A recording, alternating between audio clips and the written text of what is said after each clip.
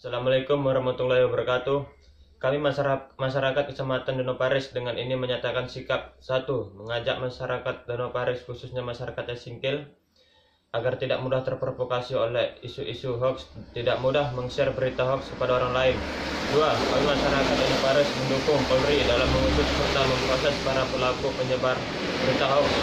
3. Agar Polri dapat mengusut tuntas terhadap para aktor penyebar berita hoax agar bangsa Indonesia terselamatkan dari pertikaian horizontal karena munculnya adu domba penyebaran kebencian terhadap suku, etnis maupun agama tertentu. 4. Mari kita selamatkan daerah kita Kecamatan Danau Paris ini khususnya Kabupaten Aceh Singkil dari isu-isu dan ujaran kebencian melalui kegiatan keagamaan maupun kegiatan positif lainnya.